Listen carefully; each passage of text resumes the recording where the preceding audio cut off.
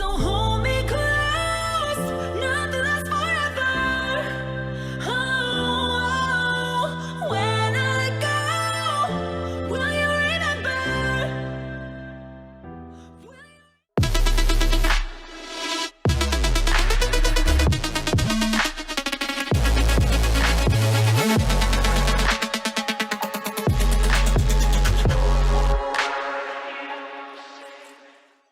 Hello, Jane, and welcome to the channel. How you doing Thank you. today? Doing great. I'm Awesome. excited to be here. So we're gonna talk a little bit about your growing up or your experiences being a Jehovah Witness. And I like to do these interviews because I think it's important that people see how everybody grew up. Even though there's differences, there's still so many similarities between how everybody grew up as a Jehovah Witness because it's a cult when it boils down to it. And when you're in a cult, even vast distances apart. I mean, you grew up on the other side of the country from where I grew up, and there's still so many similarities that is just ridiculous, and it just proves how much of a cult it really is. So I'm going to start off by asking you, were you born in, were you brought in later? How did you come to be a Jehovah Witness? Yeah, I was born into a family who was born into a family who was born into a family of Jehovah's Witnesses. So I traced it back. Both my parents were born and raised, and both of my grandfathers on both sides of my parents were born and raised. So yeah, it's been deeply ingrained into my large family on both sides. So there was no getting out of that one. Hey, can I ask you a question real quick? Is your Absolutely. video on Wi-Fi or something? It Because shouldn't be. it looks kind of it looks really bad right now, like really Ooh. bad. Oh, it might be on Wi-Fi. I don't know the answer to that. I'm sorry. Are Um, you on a laptop? no, I'm on my computer, but should I switch to my phone, I don't know, which because also might be like on as soon as I hit Wi-Fi? record, your video went really bad. Oh, it That's looks totally normal on my end, but I guess that's probably yours looks fine. Yeah. My computer is hardwired into my router, so I generally have decent connection. That's why I was asking you. Hmm. It's not my area of specialty. My husband just left, so I'm sorry. She's a doctor and can't plug in a computer. I mean, come on, folks, and she works off of it. No. I promise my brain power is saved for other things. Yes, it is. It's like, see, I hit record, and then all of a sudden, well, let's soldier on. No, you're looking okay. I don't know. We'll see. Okay. We'll continue. We'll try. Are you close to your router? Do you know that? Yeah. Yeah, it's like 8 feet away from me. Okay. Well, that's not too bad. Can reach it. Okay, so you were born into the organization. You're third, fourth generation witness growing up. So Yes. tell me a little bit about how your life was growing up in the organization. Um so I think I had a very similar experience, the kind of very similar experience that we all seem to recognize within each other. The things that the cult standardizes are often the same. But where my story and my situation is different is because of the circumstances when I was growing up.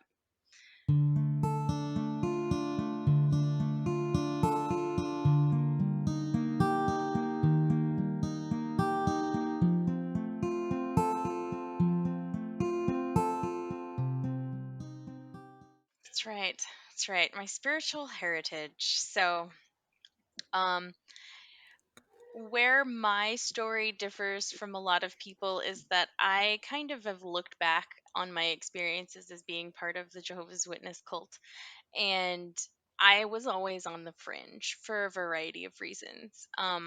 My family, my parents were divorced when I was 5, and they split up and moved across. My mom moved across the country to where I currently live, and I ended up spending a lot of my time back and forth between two parents. So that right there, you're getting a lot of inconsistencies as far as like how parents are enforcing certain rules and things. But on top of that, I had a sister who was younger than me who was very severely disabled when she was born. And those disabilities put her in the hospital often. She almost died many, many times. And we actually had nursing in our home when I lived with my mom, who I primarily lived with. And we had nurses that came into our home sometimes 24 hours a day, depending on how sick she was. So I had a lot of interference, I guess you could say, secular interference in my life that kind of gave me something else to compare everything that the reality of what everyone in my family and their organization had given me. So I think that kind of set me apart, and I was kind of always on the fringe growing up, and so I noticed that I didn't get quite as many harsh punishments and conversations with elders and things like that. They didn't seek me out. I never got picked for shepherding calls. I think they didn't know what to do with my sister, and they knew how hard it was to take care of her. And so if my mom missed meetings, she missed meetings. So um, we didn't get called out a lot for that. And so I guess I had a little bit of the secular world in my life, even though it was very deeply ingrained in my family to be Jehovah's Witnesses. So that's kind of like my perspective on it. It's also what made me want to go into healthcare. So it was a big influence in my life. Well, I mean, you said you watched my story with my parents and everything, and so you saw how we took care of somebody who had multiple sclerosis, and we had him for 15 years before he passed away. And so I really get that, taking care of somebody who can't take care of themselves and has a lot of health issues and has to go in to see doctors constantly, or go into nursing homes or whatever the case may be. And how us too, when like because of him we missed a meeting or whatever, nobody would say anything, because okay, that's one thing that I'll give the witnesses. They at least understood, hey, you have health problems like that, you can't always go to the meeting. Yeah. So Yeah, and I do think a lot of it was they were also do I want to say the word scared? Um they had an aversion to being around us because of my sister. yeah. She can't, so let me just tell you a little bit about her. She was born with a lot of disabilities that were physical and mental. So part of her brain didn't develop. The bridge that kind of, it's called the corpus callosum, and it's a bridge that helps send signals and communication across both sides of your brain, and she does not have that. So her motor skills, a lot, she can't talk, she can't walk, she can kind of do some of those things, but it's taken decades of therapy to get her where she's at. She breathes through a trach. Mm, She gets fed through a tube, and this is her whole life. Since she was 1 years old, she's had this trach. And she cannot breathe through her nose, her mouth, any of that stuff. So she doesn't eat through her nose and her mouth, and she has some facial deformities where her jaw doesn't line up, so her mouth is open a lot, and so she drools constantly. And people don't want to look at a person who's drooling. no, they So don't. we sat a lot in the back room. We snuck in, we kind of just be quiet. We didn't want to disturb other people. And so it was almost like our way of worshiping was just by not alienating and annoying other people around us. So if we Yeah. missed meetings, nobody seemed to notice, nobody seemed to care. And so, if you're having questions and you're having doubts, it certainly leaves you with a lot more room to work with than Oh if yeah. you're very deeply in and you have a very strict family. Yeah, we were. with the brother that we took care of, because of his, he had multiple Hmm. sclerosis. And of course, that's a degenerative disease where Hmm. your whole body just basically wears out muscles and everything. Well, when he would talk, he would be very hard to understand. Hmm. And people wouldn't want to go up and talk to him at the hall because they couldn't understand what he was saying. And then when he finally became quadriplegic, because he went from paraplegic to quadriplegic in the time frame that we knew him, and especially when he was bedridden all the time, nobody would want to come over and talk to him and see him. And it, I know it broke his heart that people didn't, because he was a very sociable person. He wanted Hmm. to talk to people. He loved people. He loved kids. He loved being around people. And for them to let him be isolated like that, I'm sure it was ate him up inside. Oh, of course. And she has feelings. She can tell when Okay. people ignore her, or she, because her communication, so her development is very stunted in many ways, but emotionally she still has feelings, right? She Oh still yeah. gets sad, she still gets angry, she gets happy, and she likes to high five. So she'll just hold out her hand and wait for you to come by and high five her, and then she just glows up, just lights up and glows. She's so happy. She's the happiest person I've ever met, to be honest. So people who would avoid her just didn't, I couldn't figure it out, because I was like, she's so cool. Like what's wrong with you? She's adorable. She's happy. She just wants a high five. Come on, you know. Right. And so I think it just kind of, I don't know, I'd start to get annoyed when people would treat her differently. And, when you start looking at people in the hall is really no different than worldly people. And in fact, there are worldly people who reach out to her, who touch her, who love her, who care about her, her teachers, her nurses. It just showed me that you don't have to be a Jehovah's Witness and be good. And Mm-hmm. not everybody who's worldly and of the world is bad. And so like that kind of helped. That was like a slow wedge in the door to kind of start opening things up and seeing that dichotomy of how people interact with my sister. So Oh yeah, that's um one thing I always notice with people's journeys. It's not just like one big boom moment yeah. where all of a sudden, oh, I heard this one thing, and all of a sudden now I know it's not the truth anymore. It's it's usually a lot of little things that over time add up, and then when you find those bigger things, then you start putting all those pieces together from the past and be like, oh my gosh, I didn't see that before. Oh, I didn't see that before, and it just really confirms in you how much of crap it really is. Yep. Definitely agree with that. Yeah, Yeah. there's no one moment I can pinpoint to. I have many moments where I had doubts. I had many moments where I felt like, I don't know, you people are saying the same thing that everybody else is, or you say that we're special and different, but really, I see a lot of really special and different people out there, and just, it's anyway, many So, moments. is your sister younger or older than you? My sister is younger than me, so I have all sisters. I have an older sister. She's about 4 years older than me, and then my sister I'm speaking about, she is 5 years younger than me. I then have a sister 6 years younger than me, and then I have another sister who is, I think I was 17 when she was born. So a lot of sisters. I see that. And then I have some adopted sisters as well. My dad got married multiple times. He got disfellowshipped once in my lifetime. My mom got disfellowshipped once in my lifetime as well, and all of those were more reasons that I got pushed to the outskirts, because when your parents are divorced and nobody wants to talk to your parents, guess what? We just leave the Kingdom Hall immediately, you Hmm. know. So there's no socializing with everyone after the Kingdom Hall. Maybe my mom would give me 10 minutes and tell me to meet her in the car or something. So I didn't, that was another reason why I just kind of felt a little on the outskirts too. Well, it's kind of funny though, because I was the son of an elder, and my parents were never divorced or anything like that.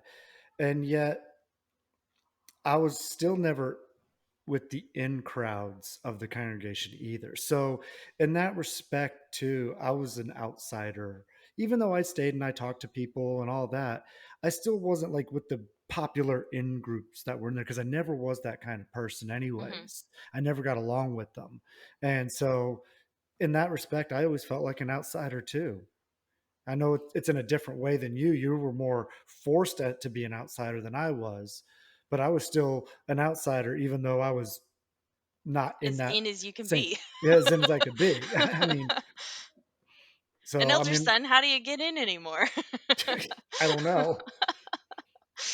Maybe be the son of a governing body member. I don't know. Oof. No, Whew, thank you. you dodged that bullet. All right. Yes, I did, big time. So, growing up, so what? How old were you when you got baptized? Yeah. So my sister was 4 years older than me. She got baptized, and then I think I got baptized maybe the year after she did. So I was 14. I was 14. I was 14. I think it was 13. No, 14. 14. Very young. Very young. Oh yeah. I was definitely a parent pleaser. I wanted to please my parents. It was very clear to me that to be successful in life in childhood, you please your parents. And Yes.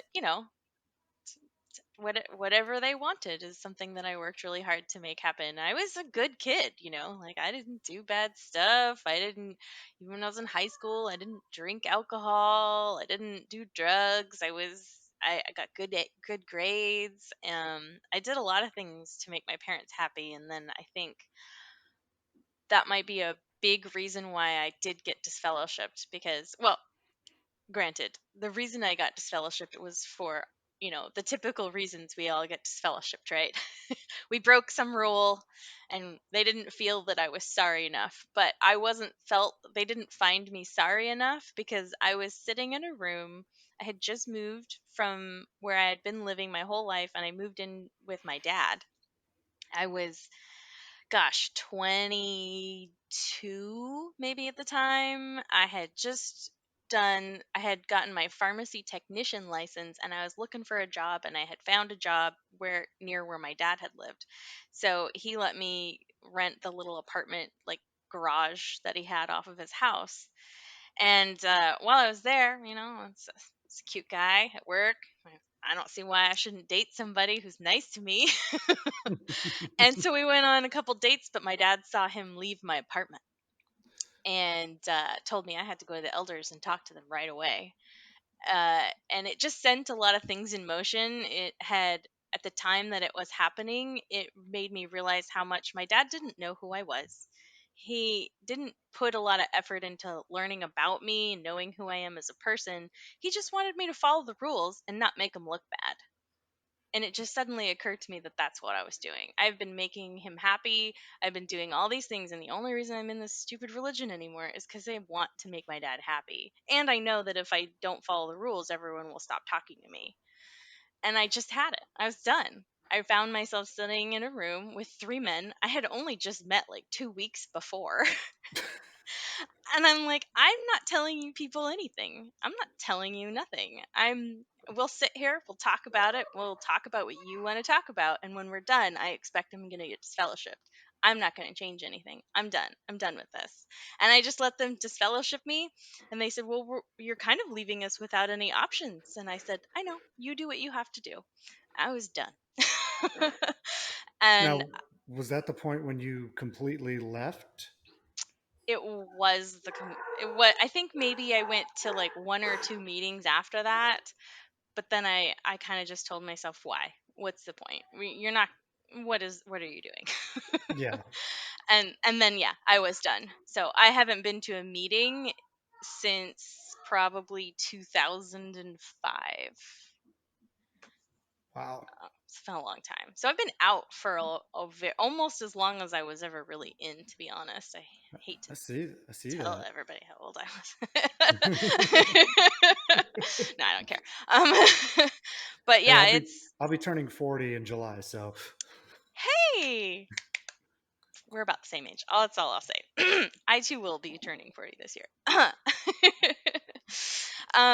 but ultimately I think I had just I, I was just tired of it. I was tired of feeling like I've been doing all these things to please my parents, and this just isn't something that I think I believe is real anymore. And I don't want to stop seeing people who are nice people. I ended up marrying that guy. Did end up getting divorced from him later, but That's that's another another story. But story for another time. like, did you have?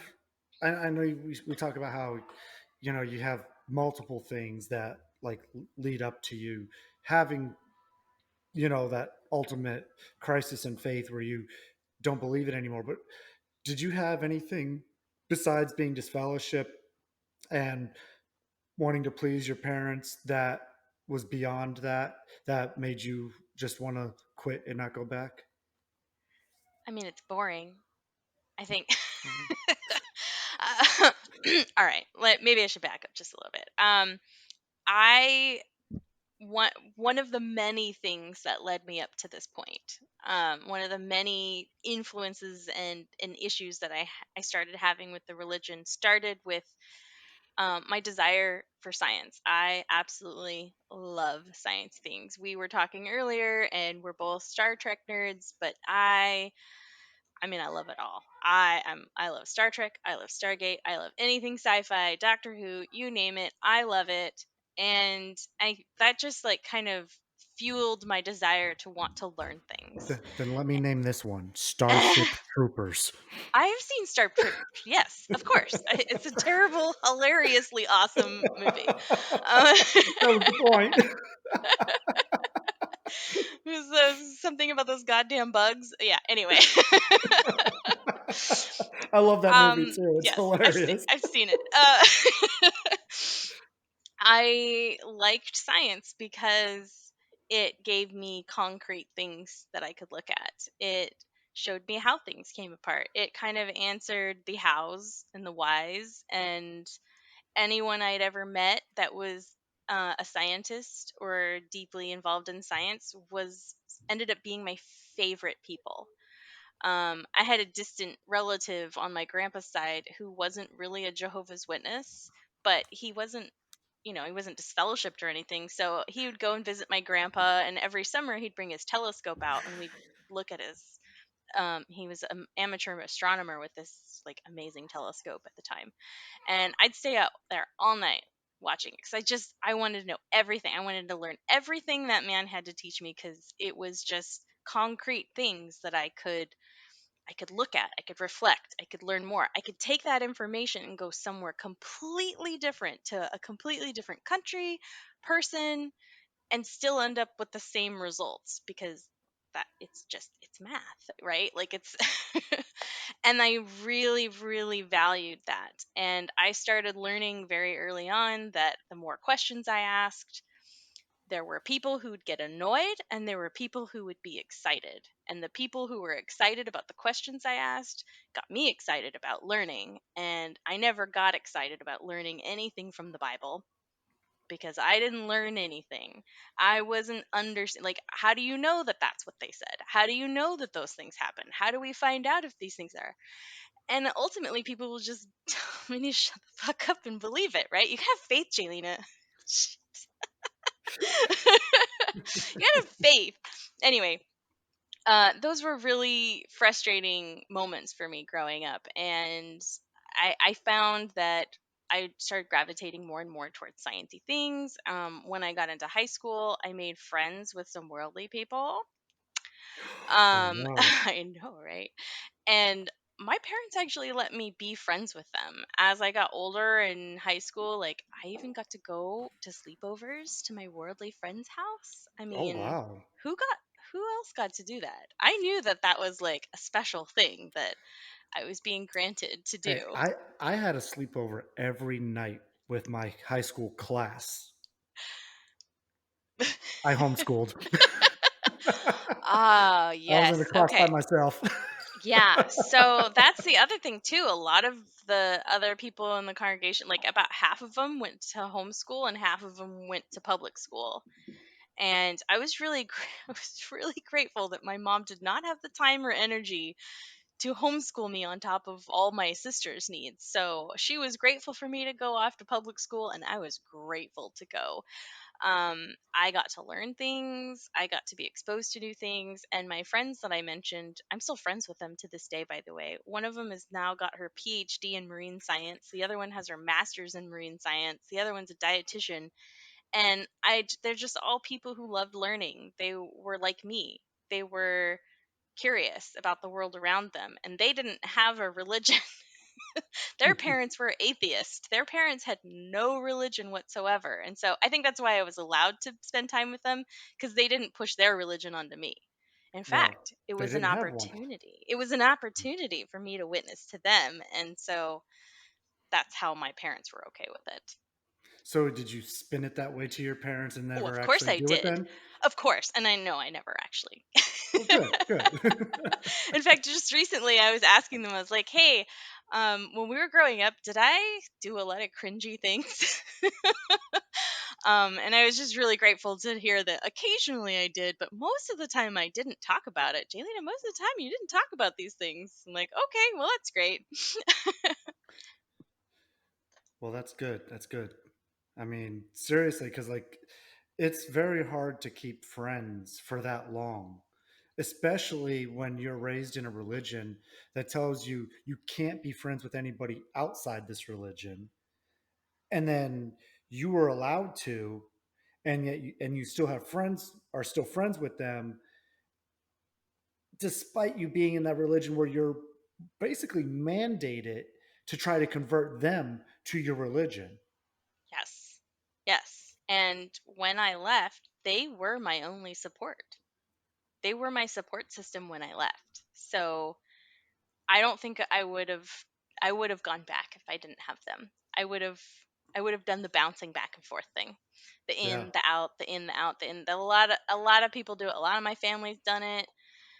I would have done it. I would have been there. And I am so glad that I had them for that support, because they were able to kind of just be the mirror of reflection of what I needed to hear at that time, which is this what you want? Is this going to get you what you need? And I was just going to end up being miserable again. So I decided, if I'm going to be miserable either way, I might as well at least have the freedom to do whatever else I want to explore and see what else the world is has to offer. So, and I wanted to go Yeah. to college.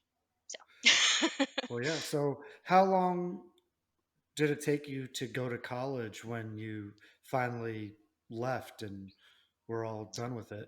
I think when I got disfellowshipped, I switched gears and I just started thinking about all the things that I want to do.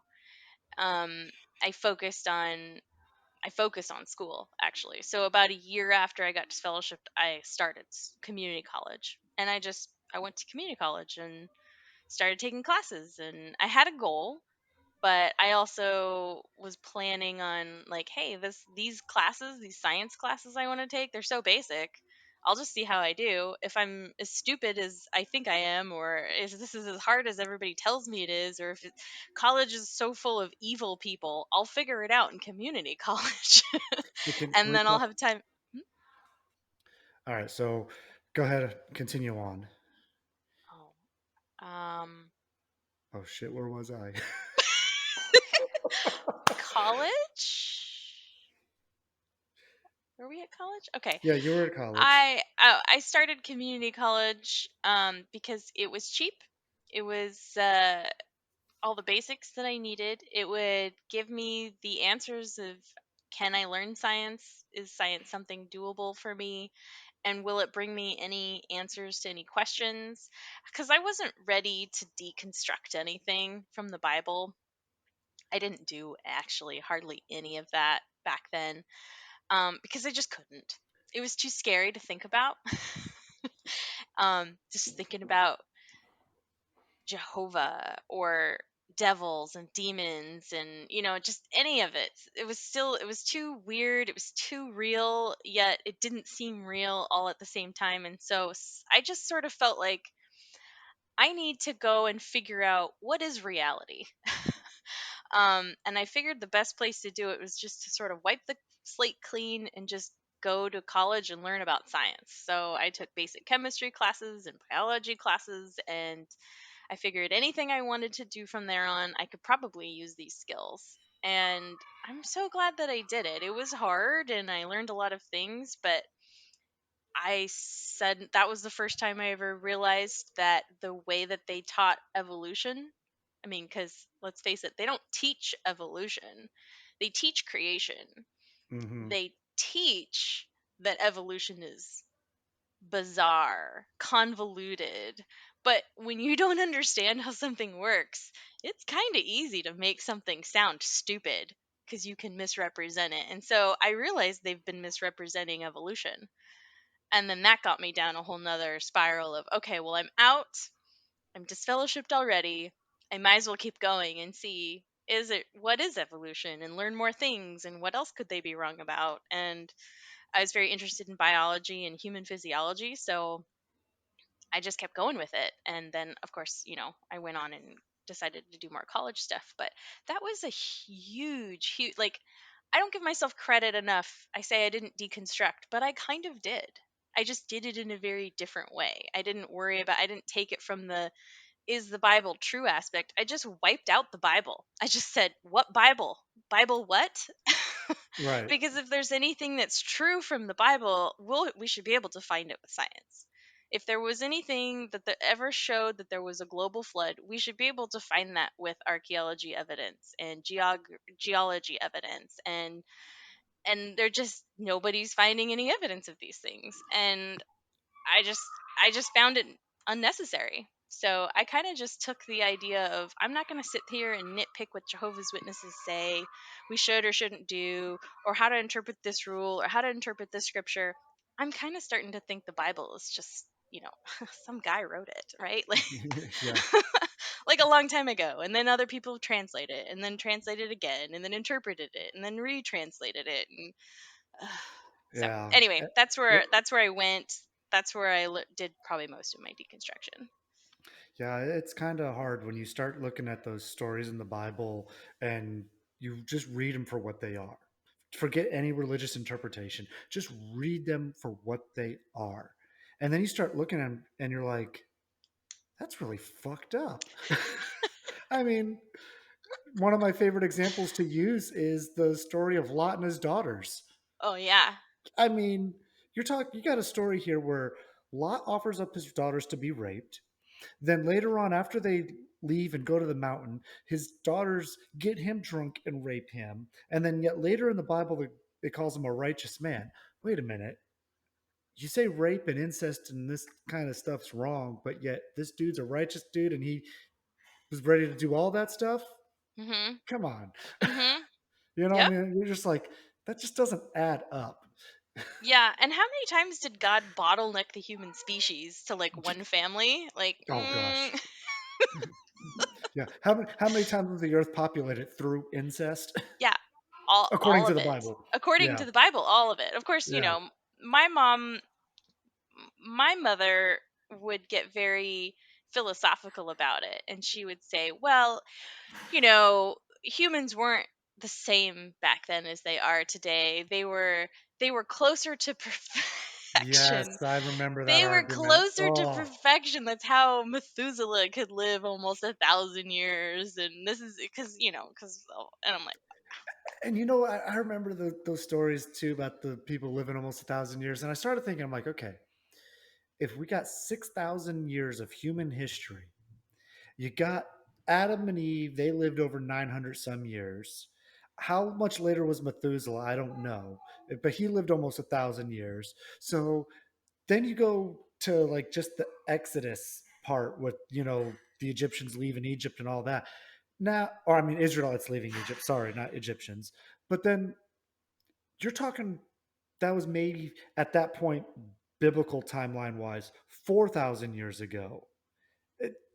The times just don't add up mm-hmm, for things to have happened the way they did and cultures to spread and humanity to be here, especially when you got history, actual history that we can verify of civilizations that have been around a lot longer than 4,000 and 6,000 years. absolutely. And not only that, but I mean, if the 10 Commandments is so important and was the only part of the Bible that God actually wrote himself, that didn't make it through the test of time. But, we have found cave drawings from Neanderthals from thousands and thousands of years before that happened, and they're still there. No, it was because Moses downloaded that data from the cloud, so it wasn't a reliable connection. Damn you, Wi Fi!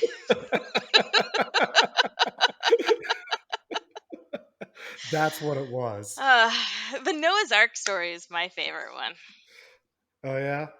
Yeah, because there's just so much, biologically speaking, there's just so many questions. So we have to throw away so many concepts to just accept that this could be possible.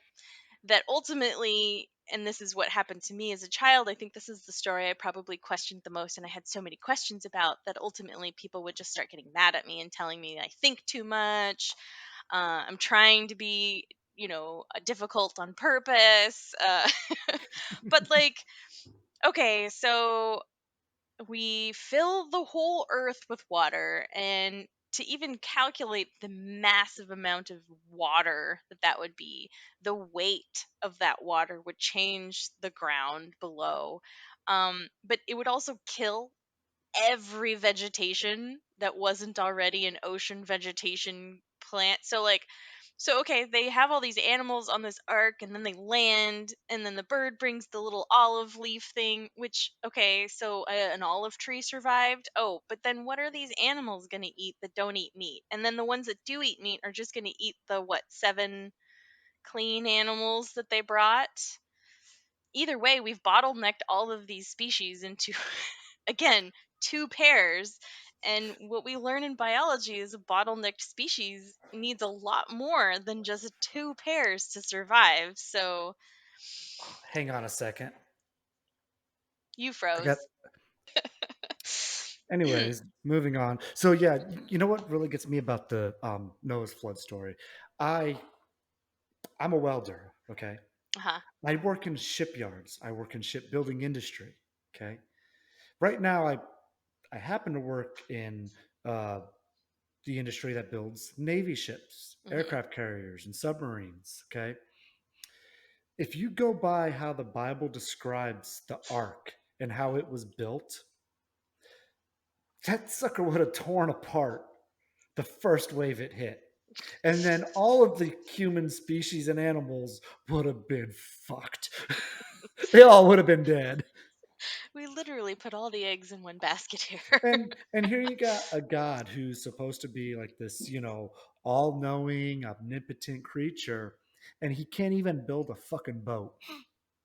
Well, he didn't build any of it, Well, he gave really. he gave Noah the instructions on how to build it. Oh, yes, the So cubits by cubics. That's, yeah. I mean, So IKEA gives better directions than that. so the engineer of the boat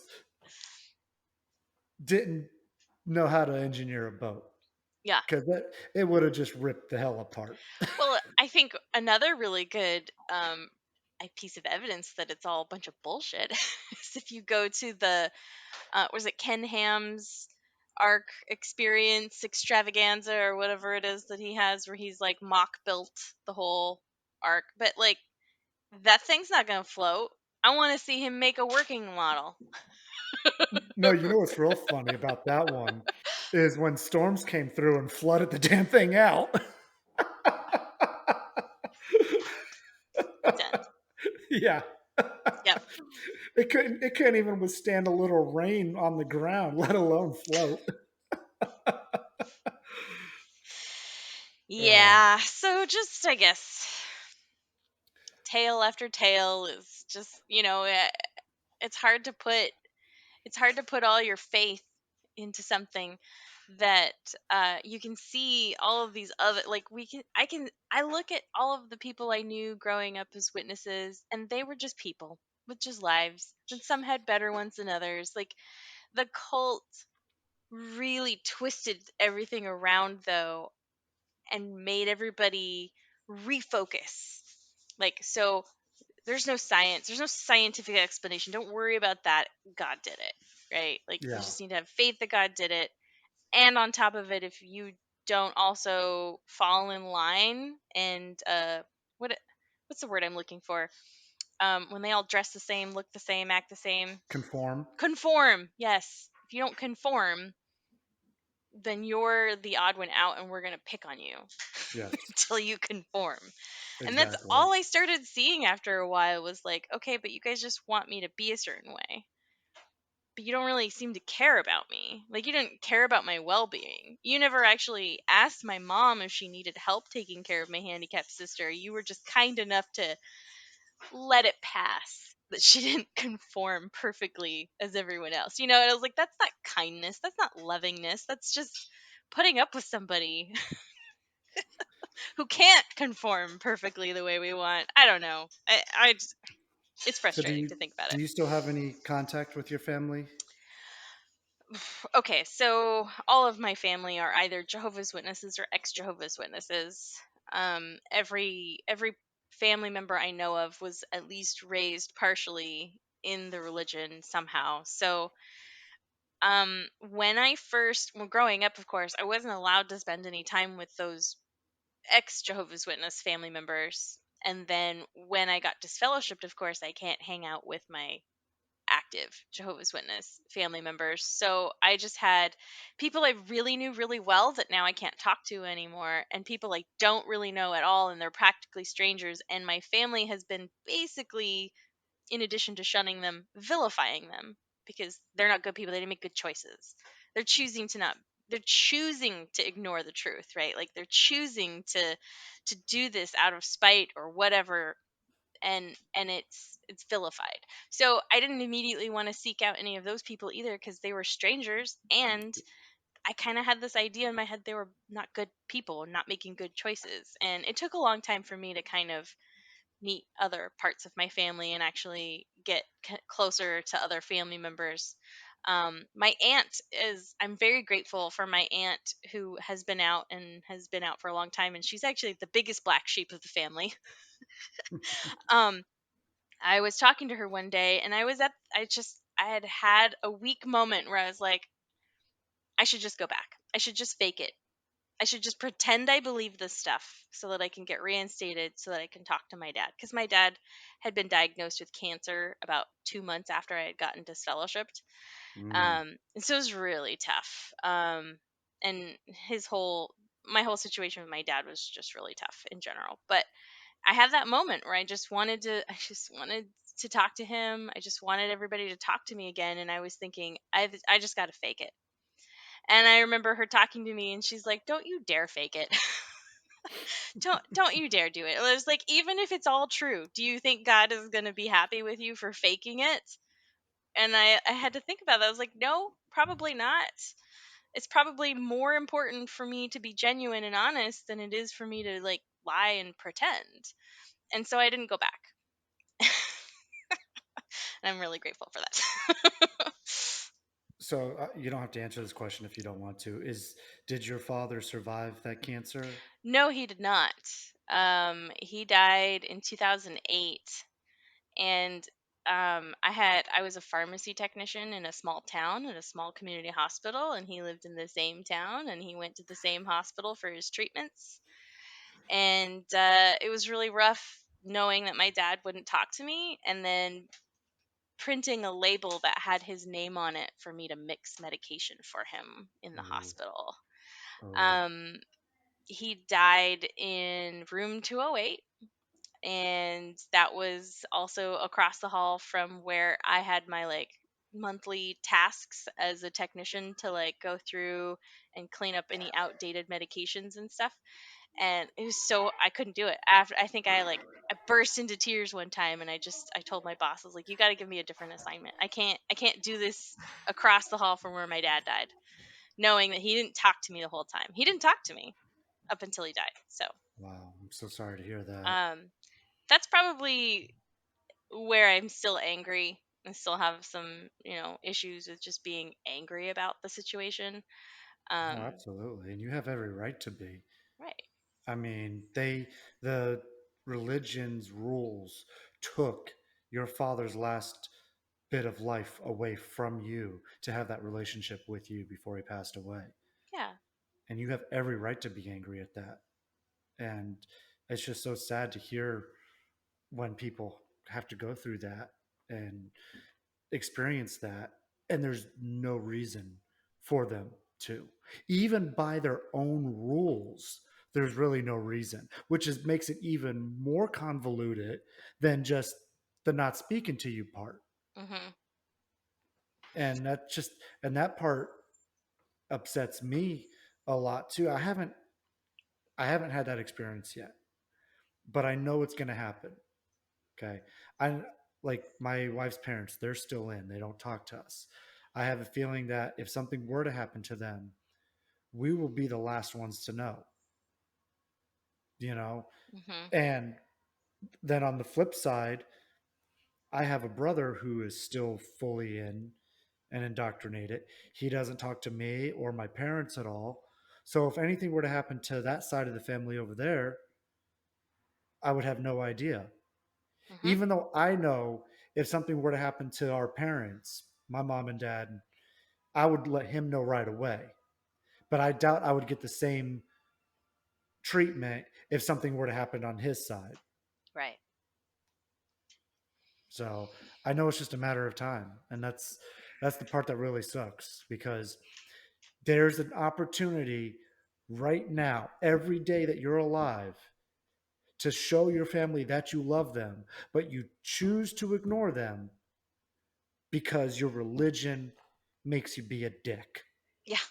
Pretty much. Isn't that right, Jane? You nailed it. You nailed it. And that is not any fun with Dick and Jane. No. Next time. Yeah, I mean, I please don't take my laughing as me thinking this isn't a serious topic, No, but no, no, this is just how absolutely. I deal with things, you know. Plus, it's been a long time, you know. I've definitely had time to kind of process things, and it took a lot longer to kind of process things. Speaking of that, okay, have you been watching um, the new Star Trek series, Strange New Worlds? No, no, I haven't watched some new stuff because I'll be honest, I'm a little afraid that they ruined some things. I heard really bad things about Picard, and I was so excited about it, and then I You know just kind of what? like I now I'm here's scared. here's how I take stuff like that. I take it with a grain of salt because it's a TV show. It doesn't have to fall into canon or this or that. It's a TV show. They can make up whatever they want. It's true. So just go enjoy the ride. I did watch Anyways, Lower Decks. I liked Lower Decks. I have not seen that one, so we're even on something there, Okay. okay? But so I literally just watched the second episode of Strange New Worlds last night, okay? And in the episode, and this relates completely to what was just happening right now, because you were saying I'm not trying to to be disrespectful. It's just because I am, and I get because in the episode, what was hilarious was that they had a saying in there where Spock was asking like why they were laughing, and um, Pike was like, "Sometimes we laugh when things are just really crappy," and I get it. We can't do anything else but laugh at it, Yeah. and I know it's not being disrespectful to the situation or taking away the seriousness of it. It's just how we react sometimes. So, don't feel bad about that. Well, I'm past the like crying about it, so now I'm in the still laughing about it stage. Yeah. I mean, I can go between laughter and outright rage on those kinds of things. So, Yeah.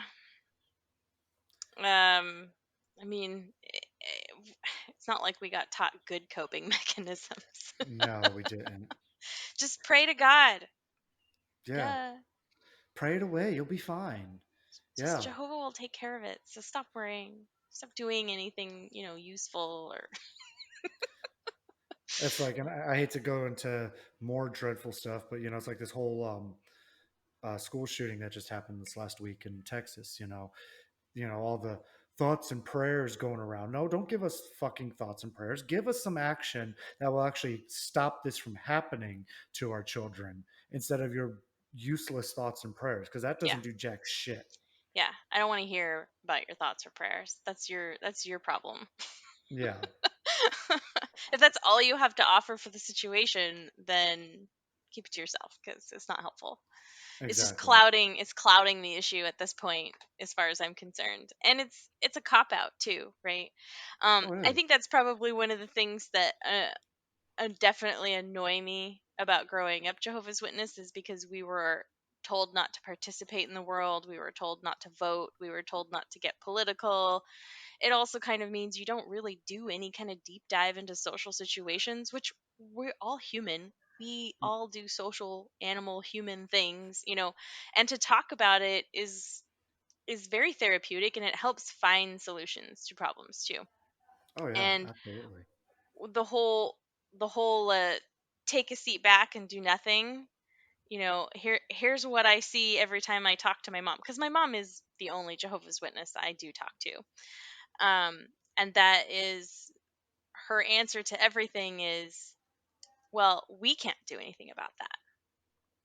The world is evil. Satan has got his hooks into everything, and we just have to wait for Jehovah to take care of it.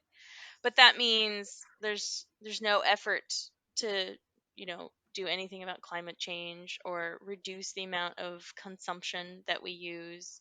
There's no insight into like learning about how the things that we do on a day-to-day basis, you know, harm the environment that we live in, the other animals that we live with. We have an ecosystem here, and I just There's see no interest in there's learning or nothing that helping. they will do to stop the own problems within their own organization It's either. true. Jehovah will take care of that too. You know, oh well, the sexual abuse problem, the cover up, the and they always like to use this excuse. Well, it's God's perfect organization being run by imperfect men. Right. Hmm. Okay, yes, they And how are do you imperfect men. base But that?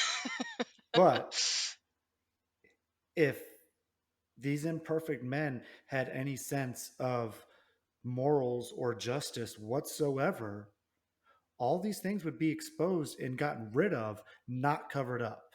Hmm.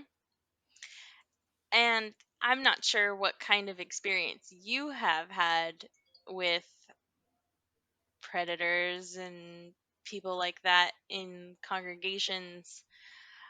I did experience a known predator in our congregation.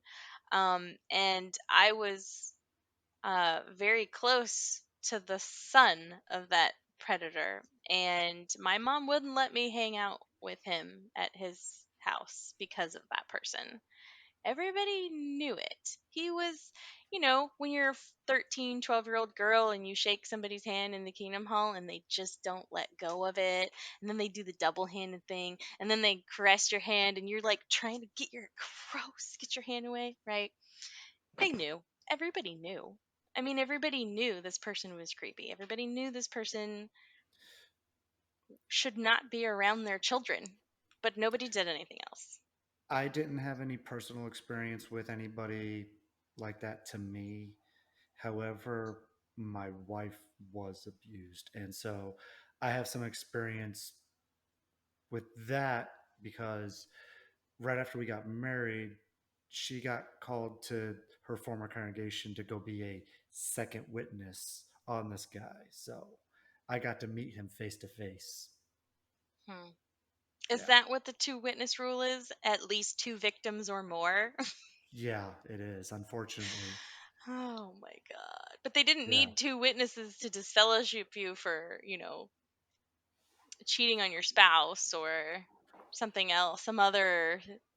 They don't need two witnesses to disfellowship you when your car is at your girlfriend's house overnight, even though you may not have ever done nothing. Right, you let her borrow the car. I know, exactly. Yeah, yeah. So I They, think they there's a don't. lot. Oh, sorry, go ahead.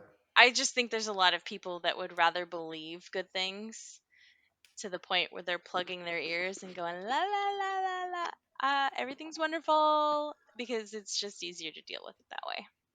Jehovah's great. The governing body is good. The governing body is God. Jehovah is the governing body.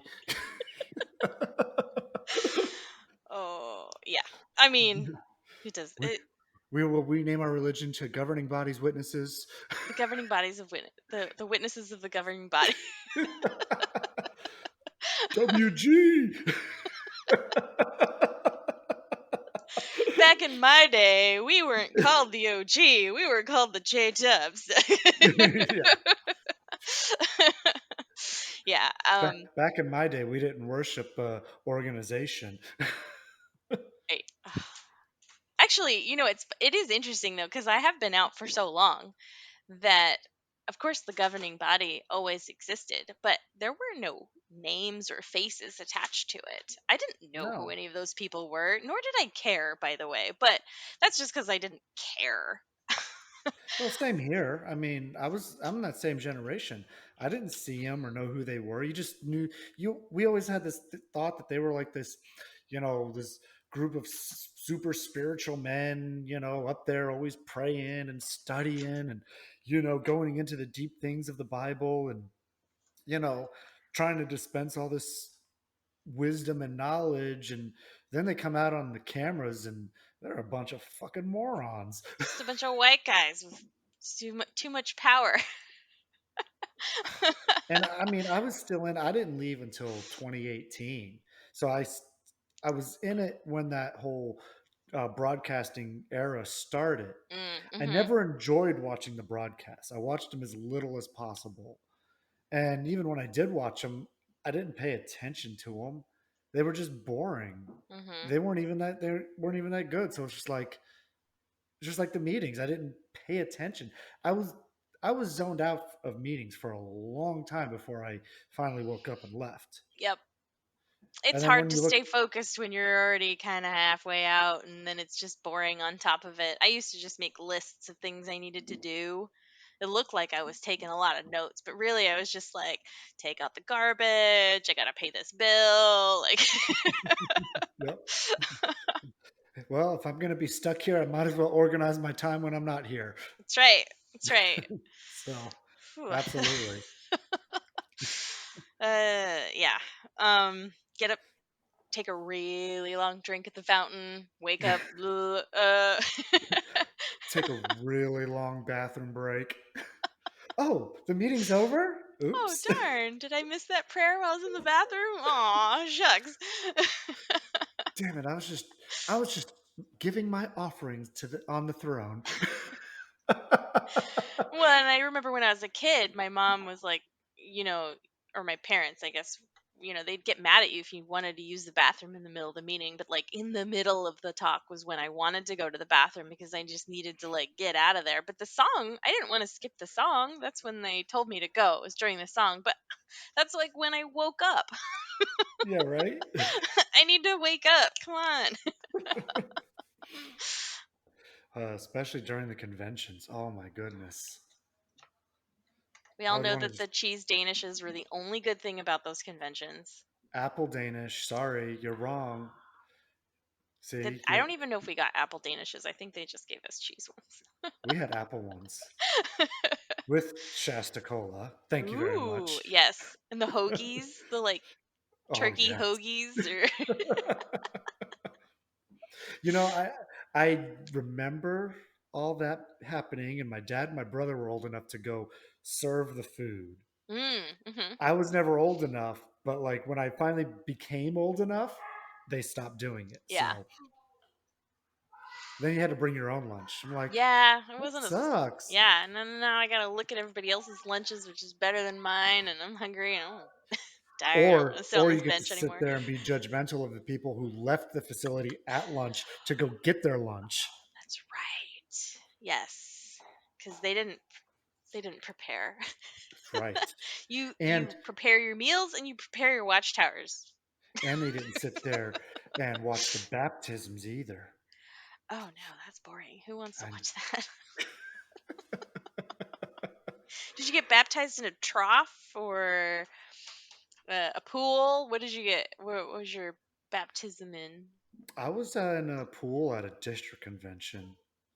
I'm uber spiritual because I was at a bigger gathering. Oh, was the district ones the bigger ones? Yeah, What were the smaller assemblies? the circuit Circuit. assemblies. That's where I did mine. But I did it there because I didn't want a lot of people looking at me. And then I didn't realize that the smaller ones were the ones where everyone looked at you.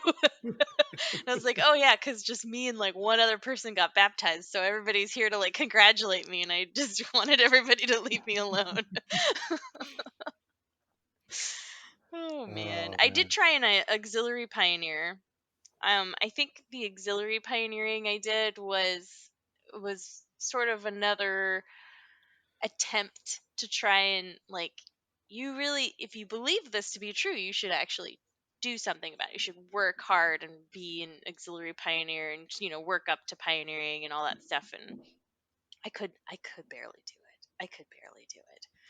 It was so traumatic. I hate knocking. I still to this day I don't ring people's doorbells. I'm a quiet knocker because it's like, please don't open the door. Please don't open the Right. door. Don't ask Uh, me questions because I don't know the answers. Now, see, I look back at it like I didn't mind going out. I was always more of an extroverted type of person, so it didn't bother me. I didn't mind knocking on doors. Now, I also didn't mind when people didn't answer either. That didn't bother me either. But yet, you'd think if this was supposed to be like the most important, life-saving work, so urgent that every single Jehovah Witness should quit all their jobs, quit doing anything, and just go out and preach all the time, if you think of it the way that they try to preach it, right? Hmm. And they don't. Mm-mm. They got their jobs, they got their families, they want time for recreation, they want to, have fun, enjoy life. And it's just like when you step out of that and you look back at it, it's just like this doesn't make any sense. This is what they teach and preach, but yet this is what they actually do or Right. don't do. And it's just completely the opposite sometimes in how they do things. It's just ridiculous. I would also argue, because I agree with you, I feel like that would be a more logical position to hold. And I think I've thought of those things. And I definitely know my mom would agree with a lot of that. Um, Growing up, that's kind of the stuff she would, tell me to go for. Don't go to college, don't do these things. You should just spend all your time doing this. But then how do you live? Yeah. So my argument is, if the organization really does believe that this is true, really does believe that the best time spent would be to just preaching, then they would have expanded the money that they make to cover everybody's living Yeah, but see, if nobody expenses. has jobs, they have no money coming in, Oh, right, that's right. Then where are you they going to get know? their money? Yep, But see, that's the dilemma. other big dichotomy too, because they don't teach getting further education. And Yeah, so now you got a bunch of people with low paying jobs forking out all their money to this organization as much as they can. And now they have even more broke people and more mentally distraught, screwed up people running the thing. It just makes it so much worse because they're not letting their people get educated and have jobs that they can actually support themselves on and live happier lives. And at the same time, if you have a better job that's making more money, you can contribute more to the organization and work less and therefore go out and knock on doors more. So it's kind of a backwards approach that they take. yeah. I mean, I actually thought about that a long time ago, and I noticed that the Mormons did a much better job with that because they actually will use some of their money to help people go to college. Hell, they Yes, have their own university, right? But exactly. there's a lot of doctors and lawyers who are Mormons, and the Mormon church helped them and gave them money to get there.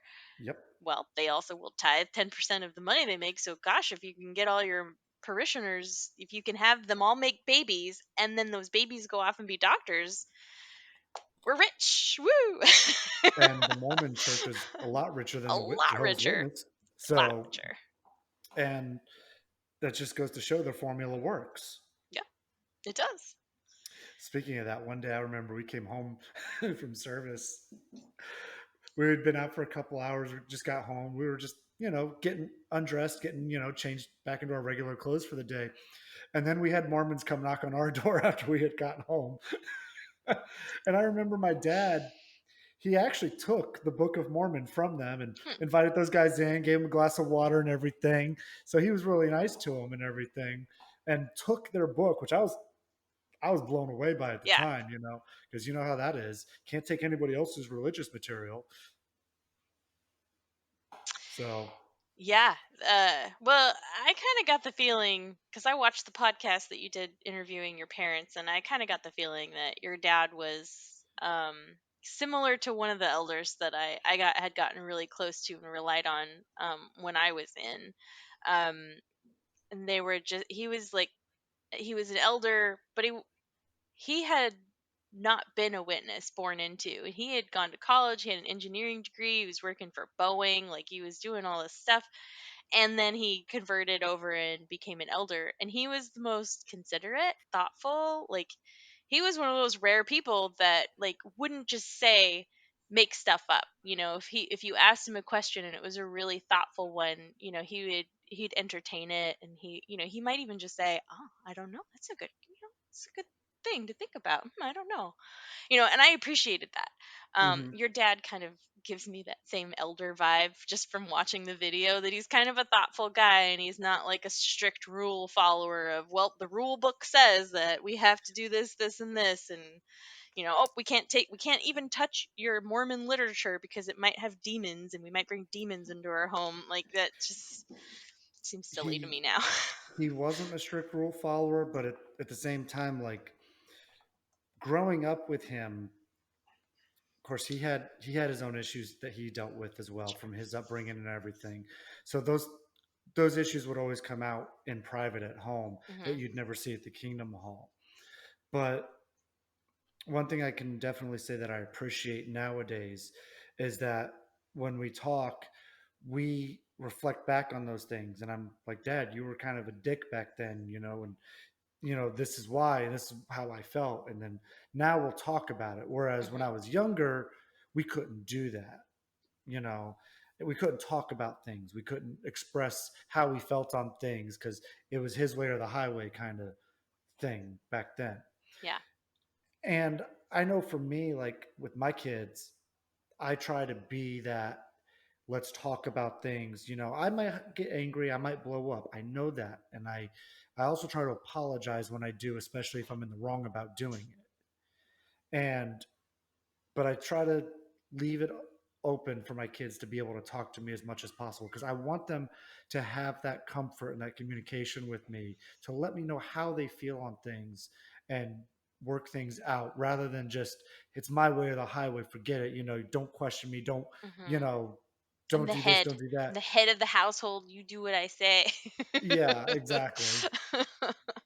And I've never, even when I was in, I always tried to be that way with my kids, not this whole patriarchal thing. Like I always try to treat my wife as an equal. When we make decisions, she'll always tell me, "Well, it's up to you. It's up to you." I'm like, "Well, I get that, but like I don't know. I don't know what to do. I mean, let's talk about this. I Yeah. I don't know which way to go. I don't always know what's the best decision for all of us.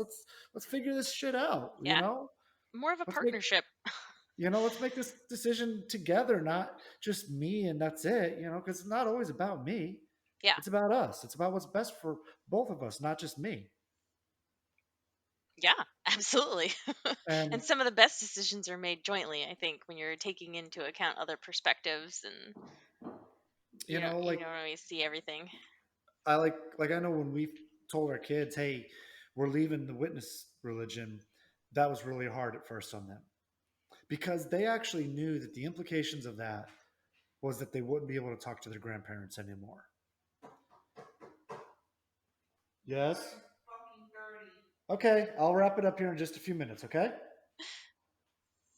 it's, it's getting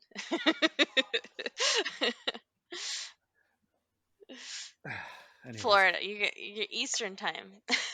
yes, I am Eastern time. It's 9:30 here. Ah, I told her I'd try to keep it to an hour and a half, so Sounds good. we're coming up on that time anyways. But finishing up that, you know, That was the biggest thing my kids knew when we left, that they wouldn't be able to talk to their grandparents anymore. Hmm. And that was the hardest thing on them. But, anyways, let's finish this up.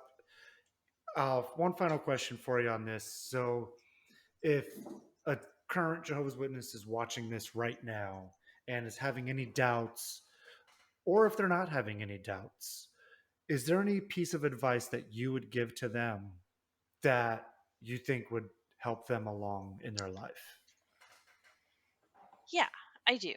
Um, I would say the first thing I would say to people is to go ahead and look up something called the bite model.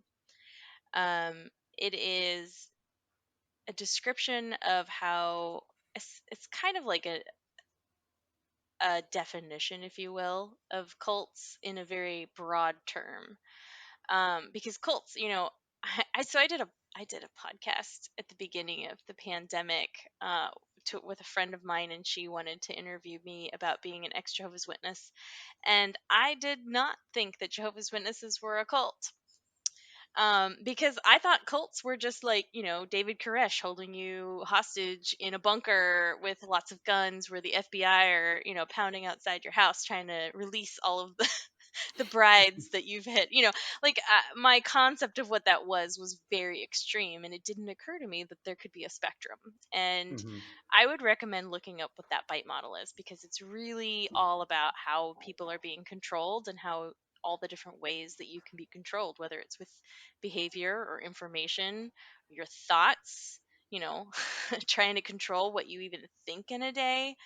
um, I would recommend looking into that regardless, because I think that you might find some things that look pretty similar, and it might be a little eye opening, and it might make you question a little bit more about what exactly is this organization doing, and how can I know for sure? I mean, they make a lot of claims that cannot be substantiated, like Jehovah is the one true God. Jehovah knows that we are the best religion there is. And that literally every religion out there says the same thing about their religion. And if I had been born in that religion, I probably would have believed that too. Well, Um, Jehovah chose the organization in 1919 invisibly.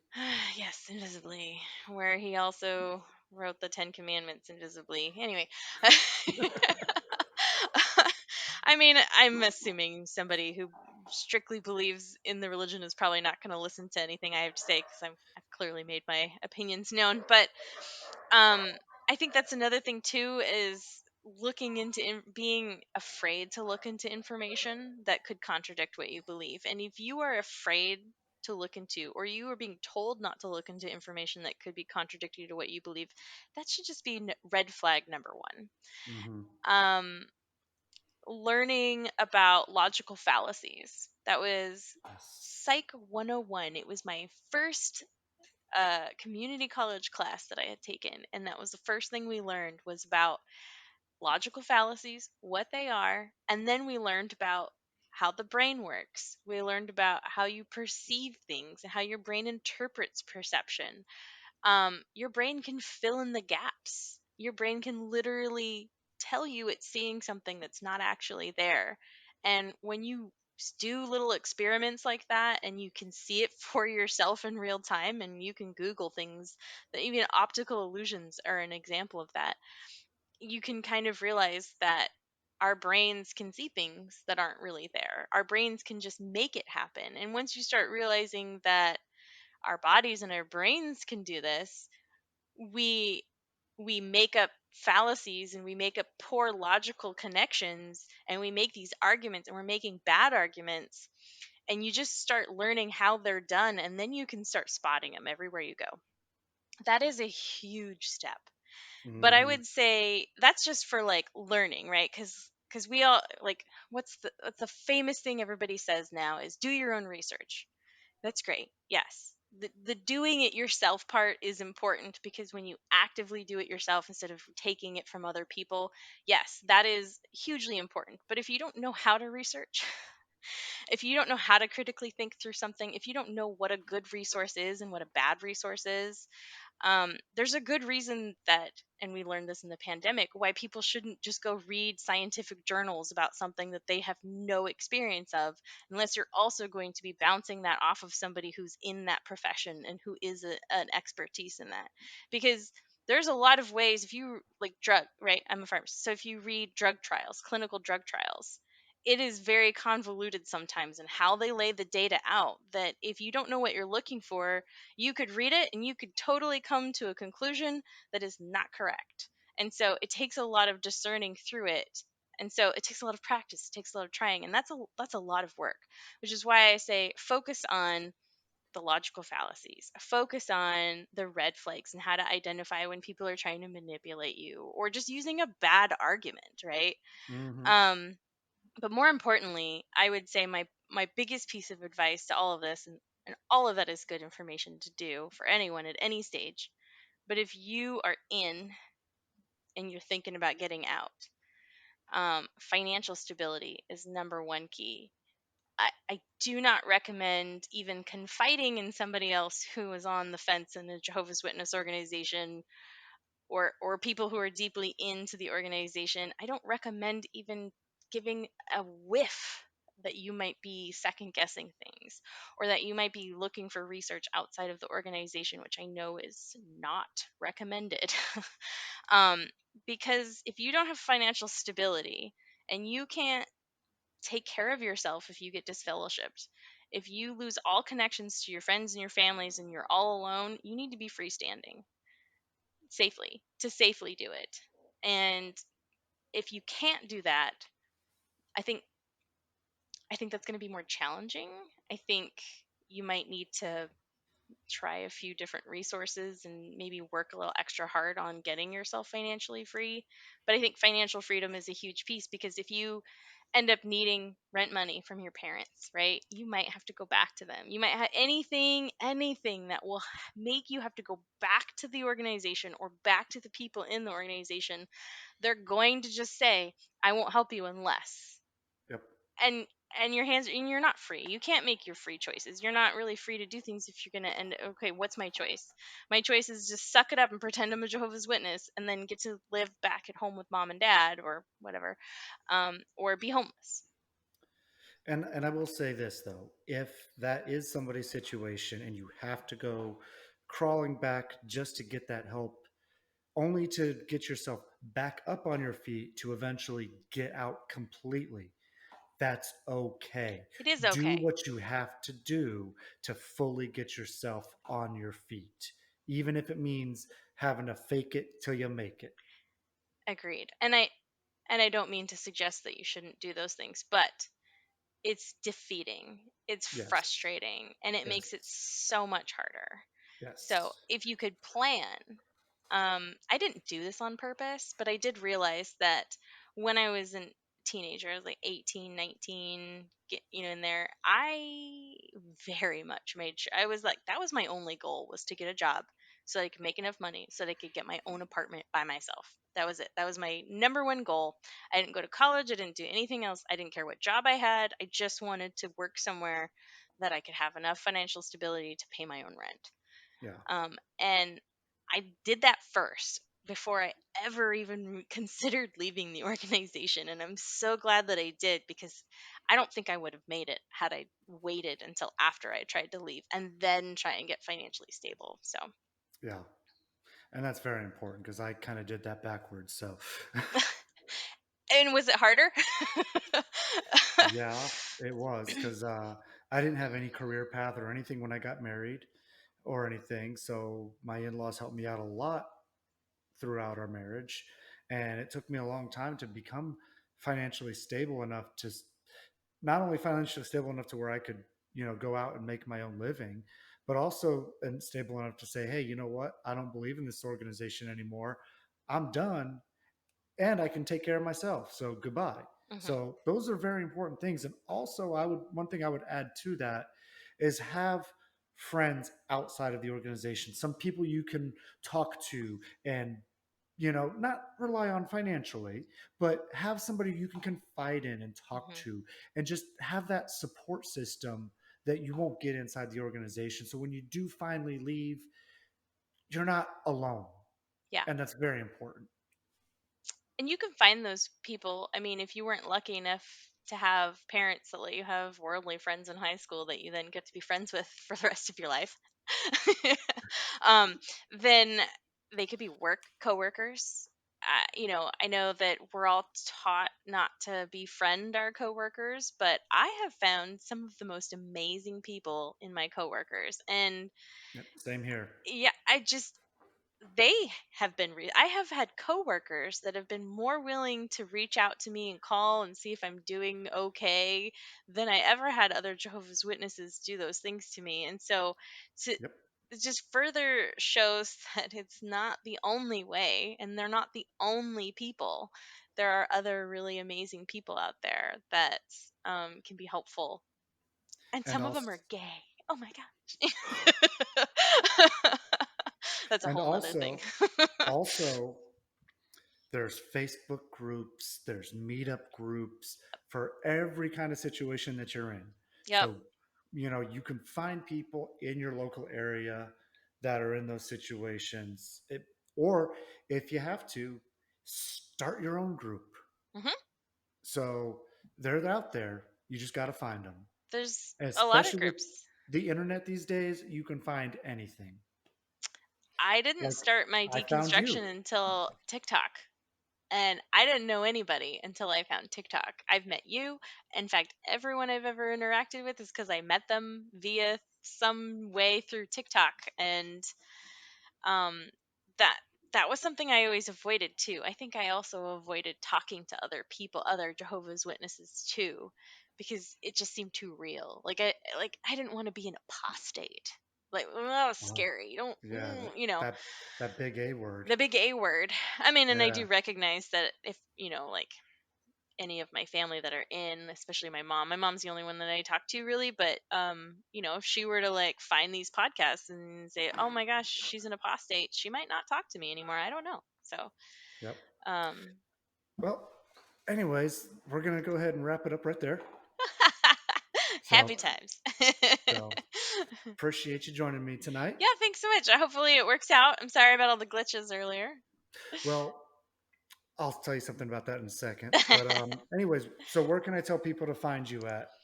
I mean, really, the only social media presence I have anymore is TikTok. You can find me under Dr. TimeWaster, DrTimeWaster, and then it's 2.0. So it's Dr. TimeWaster 2.0 because I had my original account locked out. So